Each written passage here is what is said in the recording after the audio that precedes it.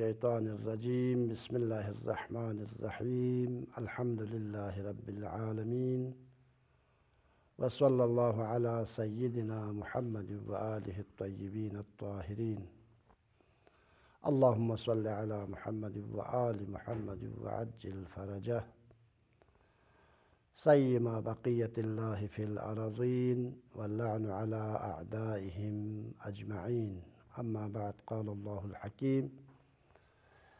في محكم كتابه الكريم أعوذ بالله من الشيطان الرجيم بسم الله الرحمن الرحيم ألف لام ميم ذلك الكتاب لا ريب فيه هدى للمتقين الذين يؤمنون بالغيب ويقيمون الصلاة ومما رزقناهم ينفقون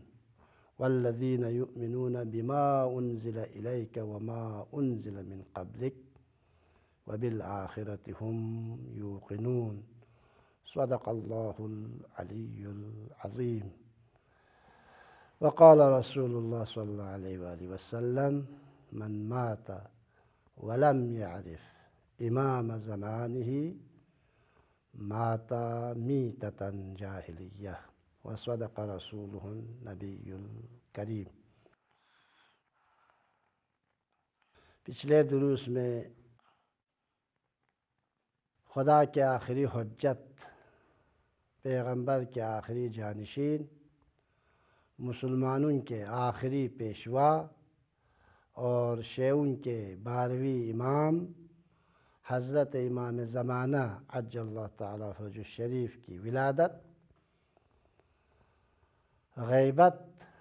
غیبت صغریٰ، غیبت کبریٰ اور غیبت کے فوائد کے بارے میں مختصر گفتگو ہوئی اور عرض ہوا کہ زمانے کے امام زمانہ عجل اللہ تعالیٰ فرجہ الشریف سن 255 ہجری میں عراق کے شہر سامرہ میں پیدا ہوئے اور 5 سال کی عمر میں مختلف اسباب اور وجوہات کی بنا پر خداوند متعال کے حکم سے غیبت کے پردے میں چلے گئے اور 70 سال تک غیبت صغریٰ کا زمانہ رہا، جس میں مومنین اور مسلمانوں سے آپ کا رابطہ برقرار رہا اور بہت سے مومنین نے آپ سے ملاقاتیں کی، آپ کی زیارت کی اور اس طرح نواب اربعہ کے ذریعے، آپ کے خصوصی 4 نائبین کے ذریعے آپ سے رابطہ برقرار رہا۔ لیکن آخری نائب خاص جناب محمد علی سامری کی وفات کے بعد یعنی سن 229 ہجری سے آپ کی غیبت کبریٰ کا زمانہ شروع ہوا جو آج تک جاری ہے، اور اس سلسلے میں عرض ہوا آپ کے حضور اور غیبت میں کوئی فرق نہیں ہے۔ حجت خدا کا حاضر ہونا، ظاہر ہونا اور ناشناس طور پر زندگی گزارنا اور غیبت کے پردے میں رہنے میں کوئی فرق نہیں ہے۔ البتہ حضور کے متعدد فوائد ہیں، لیکن آپ کے حجت خدا کے وجود کے فوائد صرف حجت خدا کے ظہور اور حضور میں منحصر نہیں ہیں، بلکہ آپ کے وجود مبارک کے کئی فوائد ہیں جو پیغمبر اکرم صلی اللہ علیہ وآلہ وسلم اور ائمہ طاہرین سے منقولہ حدیث میں نقل ہوئی ہے۔ بہت زیادہ ہے، ان میں سے 2-3 کی طرف ہم نے پچھلے درس میں اشارہ کیا اور یہ بات واضح ہو گئی۔ پیغمبر کے آخری جانشین حی اور زندہ ہے اور عام لوگوں کی طرح زندگی گزار رہے ہیں، مدینۃ النبی میں زندگی گزار رہے ہیں، شرق و غرب عالم میں سفر کرتے ہیں مومنین کے احوال پرسی کرتے ہیں، مشکلات میں مدد کرتے ہیں اور تشییع جنازہ میں شرکت کرتے ہیں، اور بہت سے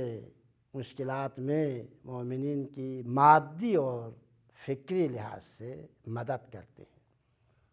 اور اس کے مقابلے میں پیغمبر گرامی اسلام صلی اللہ علیہ وآلہ وسلم اور ائمہ طاہرین سے منقولہ احادیث میں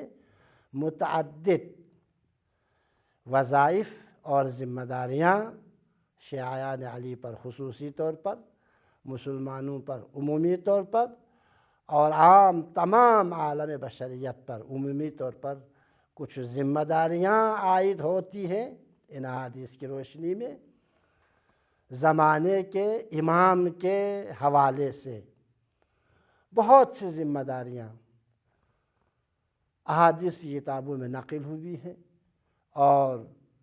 امام زمانہ عجل اللہ تعالیٰ فرجہ الشریف کے حوالے سے آپ کے بارے میں ہماری اور مومنین کی ذمہ داریاں بہت زیادہ کتابوں میں نقل ہوئی ہیں۔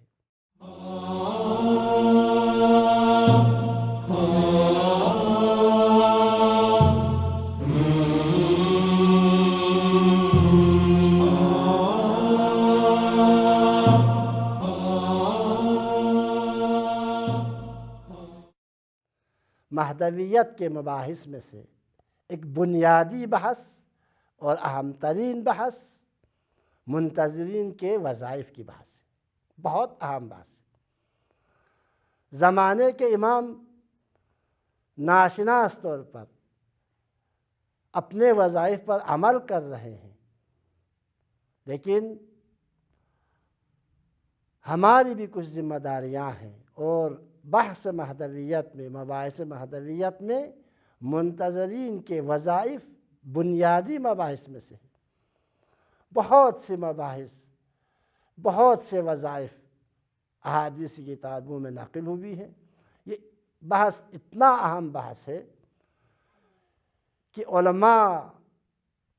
اور فقہاء نے اور محدثین نے اسی اہمیت کے پیش نظر عصر غیبت سے لے کر آج تک منتظرین کے وظائف کے نام سے مستقل کتابیں لکھی ہیں، اور 100 سے زیادہ وظائف احادیث کی روشنی میں اپنی کتابوں میں جمع کی ہیں اور نقل کی ہیں۔ اور مثال کے طور پر ان تالیفات اور تصنیفات میں سے، ان کتابوں میں سے ایک کتاب ہے تکلیف الانام فی زمن غیبت الامام، زمانہ غیبت امام میں مومنین کی ذمہ داریاں اور شرعی تکلیف اور شرعی وظیفے کے نام سے جناب شیخ علی اکبر حمدانی نے لکھی ہے۔ اسی طرح جناب محمد تقی اصفہانی نے وظائف الانام فی غیبت الامام کے نام سے ایک کتاب لکھی ہے، اور اس کے علاوہ مکیال المکارم جامع ترین کتاب ہے۔ منتظرین کے وظائف کے حوالے سے لکھی گئی کتابوں میں سے جامع ترین اور مہم ترین کتاب یہ کتاب ہے، جسے جناب شیخ محمد تقی اصفہانی نے لکھی ہے، اور خود امام زمانہ عجل اللہ تعالیٰ فرجہ الشریف کی سفارش سے اس کتاب کا نام مکیال المکارم فی فوائد الدعاء للقائم کے نام سے یہ کتاب لکھی گئی ہے۔ اس کے علاوہ عارف بزرگ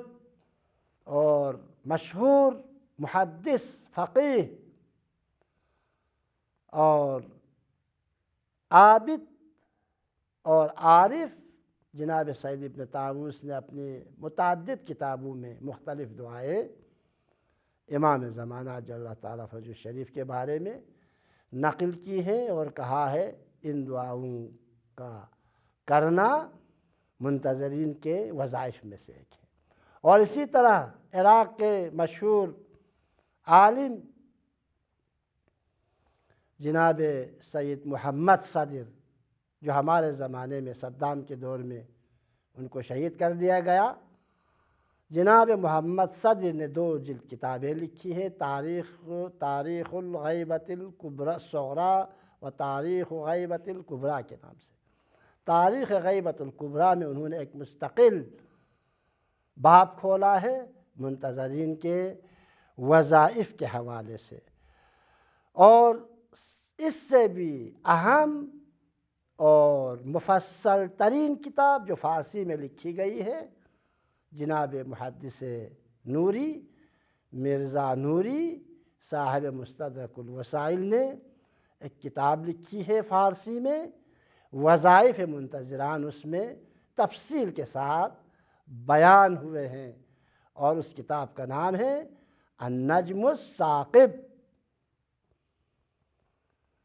لہٰذا غیبت کے زمانے میں منتظرین کے وظائف اور ذمہ داریوں کی بحث مہدویت کے بنیادی اور اہم ترین مباحث میں سے ہے۔ اسی اہمیت کو پیش نظر رکھتے ہوئے صرف 1-2 اہم وظائف کی طرف ہم اشارہ کرتے ہیں، اور ان میں سے پہلا وظیفہ اور اہم ترین وظیفہ زمانہ غیبت میں امام زمانہ عجل اللہ تعالیٰ فرجہ شریف کے پیروکاروں پر اور شیعان علی پر، منتظرین مہدی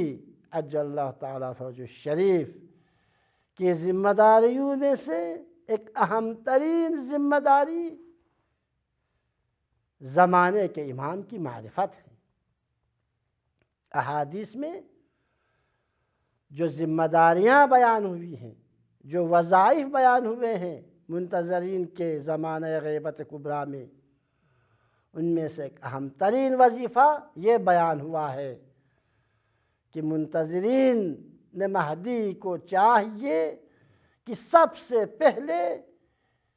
اپنے زمانے کے امام کی معرفت حاصل کرے، اس لیے کہ پیغمبر گرامی اسلام نے فرمایا، شیعہ سنی سب نے نقل کی ہے اس حدیث کو، متفق علیہ احادیث میں سے ہیں، سب کا عقیدہ ہے، شیعہ بھی اس حدیث پر عقیدہ رکھتے ہیں، سنی بھی اس حدیث پر عقیدہ رکھتے ہیں، اور اس کو اپنے اصول دین میں سے قرار دیا ہے۔ انشاءاللہ آگے جا کے نقل کریں گے کہ پیغمبر گرامی اسلام صلی اللہ علیہ وآلہ وسلم نے فرمایا، من مات ولم یعرف امام زمانہ مات میتۃ جاہلیہ۔ اگر کوئی شخص اس حالت میں مر جائے، اگر کوئی شخص مر جائے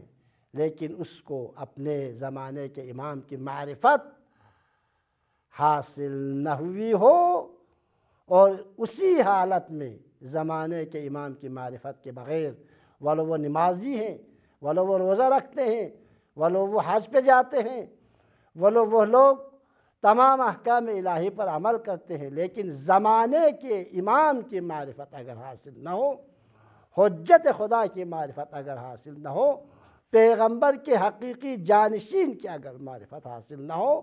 تو مات میتۃ جاہلیہ، اس کی موت جاہلیت کی موت ہے، وہ جاہلیت کی موت مرے گا، گمراہی اور ضلالت کی موت ہے۔ اور متعدد احادیث، ایک مستقل باب ہے اصول کافی میں، اور شیعہ سنی محدثین نے بھی جو ہے مختلف تعبیروں کے ساتھ اس حدیث کو نقل کیا ہے، جیسے کہ مشہور نقل یہ ہے اہل سنت کے درمیان، بخاری نے بھی نقل کیا ہے، مسلم نے بھی اس حدیث کو نقل کی ہے، صحاح ستہ کے تمام محدثین مصنفین نے اس حدیث کو نقل کیے ہیں، اور دوسرے تمام محدثین نے وہ یہ ہے، من مات ولیس فی عنقہ بیعہ مات میتۃ جاہلیہ۔ کوئی مسلمان، کوئی انسان مرے اس حال میں در حال ہے کہ اس کے گردن پر حجت خدا کی بیعت کا قلادہ نہ ہو، تو اس کی موت جاہلیت کی موت ہے۔ لہذا جاہلیت کی موت سے بچنے کے لیے زمانے کے امام کی معرفت ضروری ہے، یہی وجہ ہے پیغمبر گرامی اسلام صلی اللہ علیہ وآلہ وسلم اور ائمہ طاہرین سے منقولہ درجنوں حدیثوں میں زمانہ غیبت میں منتظرین مہدی کے وظائف میں سے ایک اہم وظیفہ امام زمانہ کی معرفت کے حصول کو قرار دیا ہے۔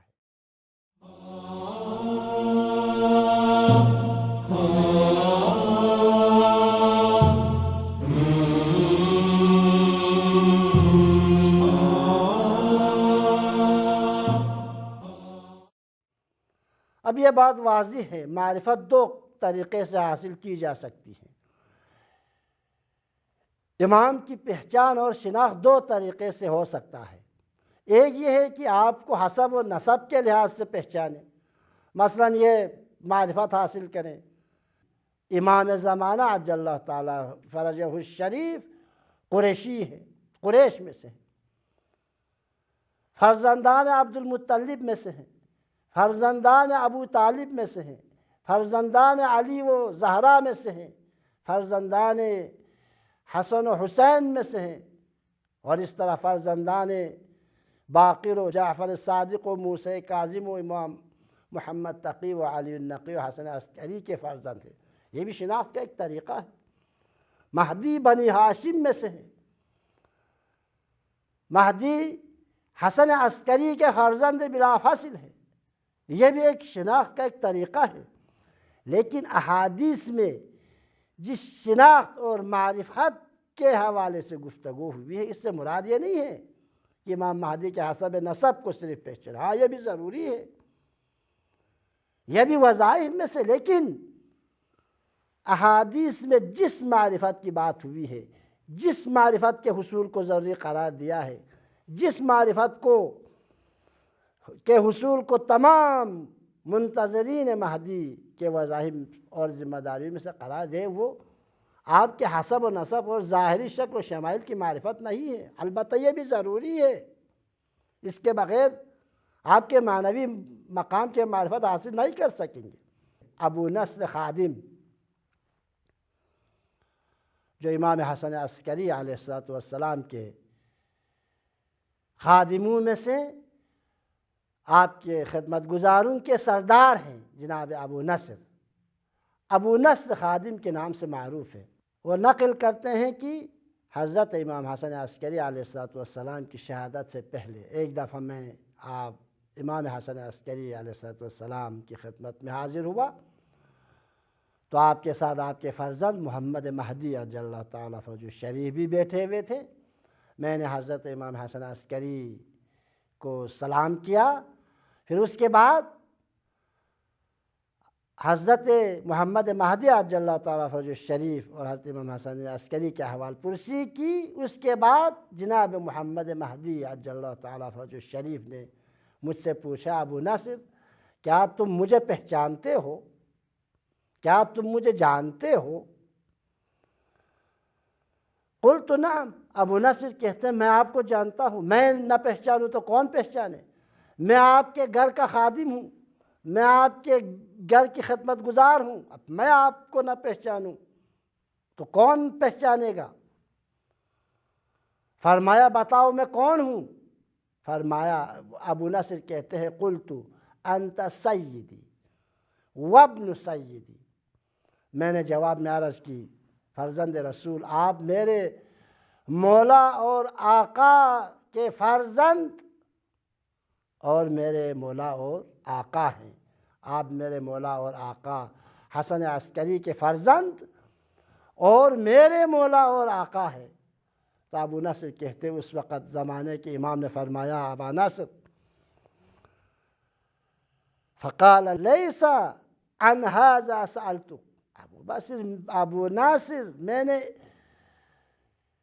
اس بارے میں تم سے سوال نہیں کیا تھا، معرفت سے مراد، شناخت سے مراد، پہچان سے مراد یہ نہیں تھا کہ میں حسن عسکری کا فرزند ہوں، وہ تو تم جانتا ہے، تم ہمارے گھر کے خادم ہو، گھر کے غلام ہو، تم جانتے ہیں کہ میں حسن عسکری کا فرزند ہوں، میرا سوال یہ نہیں تھا۔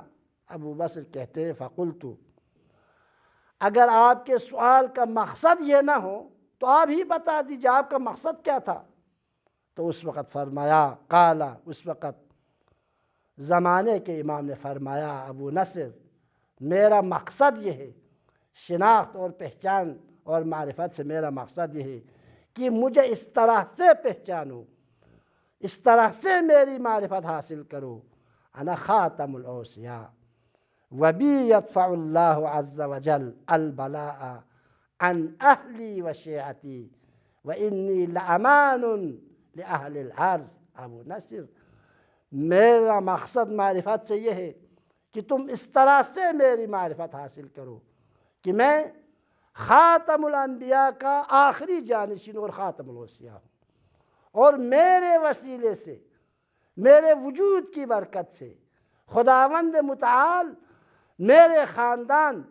اور ہمارے شیعوں سے بلاؤں کو دور کرتا ہے۔ اس طرح سے میری معرفت حاصل کرو، میں ولایت تکوینے کے مالک ہوں، اس طرح سے میرے معرفت حاصل کرو۔ خداوند متعال نے مجھے ولایت تشریعی بھی عطا کی ہے، ولایت تکوینی بھی عطا کی ہے۔ اگر مختلف اسباب اور وجوہات کی بنا پر اگر شیعوں پر، شیعان علی پر کوئی مصیبت آنے والی ہو تو میں چاہوں تو اس مصیبت کو خدا کے حکم سے روک سکتا ہوں، میں ولایت تکوینی رکھتا ہوں۔ اس طرح سے مجھے پہچانو۔ وَإِنِّي لَأَمَانُ لِأَهْلِ الْأَرْضِ، میں اہل زمین کے لیے امن و امان کا وسیلہ ہوں۔ اگر میرا وجود اس زمین پر نہ ہو، اگر میرا وجود اس زمین سے اٹھ جائے، اگر میں اس زمین پر، میرے جسم خاکی اس زمین پر موجود نہ ہو تو لَصَاخَتِ الْأَرْضُ بِأَهْلِهَا، پیغمبر کے حدیث کے مطابق زمین اپنے اہل کے ساتھ دہ جائے گی۔ لہٰذا منتظرین مہدی کے بنیادی وظائف میں سے ایک اہم وظیفہ آپ کی معرفت کا حصول ہے، اور معرفت سے مراد یہ ہے کہ آپ کے صرف حسب و نسب کی معرفت کافی نہیں ہے، بلکہ آپ کے معنوی مقامات کی معرفت حاصل کرنے کی کوشش کریں۔ آپ کے وجود پر جو آثار، تشریعی آثار اور تکوینی اور طبعی آثار جو مرتب ہوتا ہے، ان سے آگاہی حاصل کرنے کی کوشش کریں، اور خداوند متعال آپ کا جو مقام ہے، خداوند متعال کی نظر میں آپ کی جو عظمت اور منزلت ہے، اس کو پہچاننے کا نام زمانے کے امام کی معرفت کا نام ہے۔ زمانے کے امام کی معرفت سے مراد امام زمانہ عجل اللہ تعالیٰ فرجہ شریف کے معنوی مقامات اور منزلت کی معرفت ہے۔ خداوند متعال کی بارگاہ میں ہم دعا کرتے ہیں کہ ہم سب کو حقیقی معنوں میں زمانے کے امام کی معرفت حاصل کرنے اور ان کے اقوال، گفتار اور سیرت پر چلنے کی توفیق عنایت کرے۔ خدایا ہم سب کو حقیقی معنوں میں امام زمانہ کے حقیقی چاہنے والوں اور امام زمانہ کے حقیقی سپاہیوں میں سے قرار دے۔ والسلام علیکم ورحمۃ اللہ وبرکاتہ۔